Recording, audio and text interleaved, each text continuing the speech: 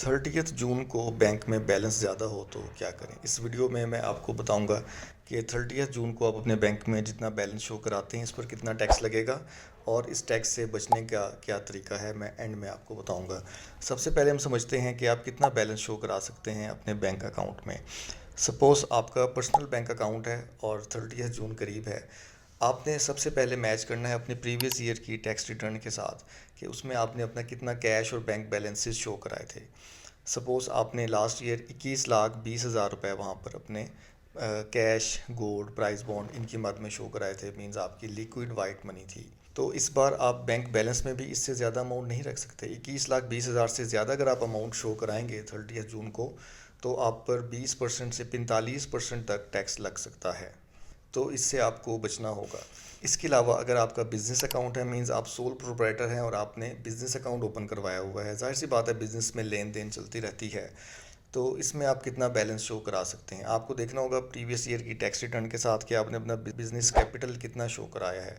Suppose आपने 1 lakh capital show कराया है तो आप अपने बैंक बैलेंस में कैपिटल के 5 गुना से ज़्यादा अमाउंट नहीं शो करा सकते। मींस आप 5 लाख से ज़्यादा अमाउंट शो नहीं करा सकते बिकॉज़ कैपिटल के 5 गुना क्रेडिट अलाउ है।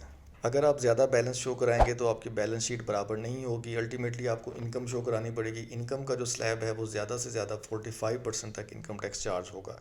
30 जून को आपका कोई टैक्स डिडक्ट नहीं होगा, लेकिन जब आप लोग अपनी टैक्स रिटर्न फाइल करवाने के लिए जुलाई, अगस्त और सितंबर में अपने कंसल्टेंट के पास डॉक्यूमेंट्स लेकर जाएंगे, तब टैक्स रिटर्न में क्योंकि बैलेंस शीट बराबर नहीं होगी, एक्स्ट्रा इनकम दिखाने पर आपको वहाँ टैक्स भरना पड़ सकता है। तो गाइज़ आप लोग देख लें कि बैंक में आपके टोटल तमाम बैंकों में कितने पैसे हैं। प्रीवियस ईयर की टैक्स रिटर्न के बैंक के बैलेंस के साथ मैच कर लें। सपोज़ 21,20,000 आपने शो करवाया हुआ था लिक्विड मनी और आपके पास बैंक में 1 करोड़ रुपया है, तो जो बाकी अमाउंट है इस पर आपको 45% आपको टैक्स लग सकता है। और इसकी 2-3 और सिचुएशंस हो सकती हैं कि या तो आपको इनहेरिटेंस में कोई चीज़ मिली है। अगर तो आपके पास डॉक्यूमेंट्री एविडेंसेस हैं कि इनहेरिटेंस में आपको अमाउंट मिली, आपने बैंक में रखवा दी, इट्स ओके, टैक्स नहीं लगेगा।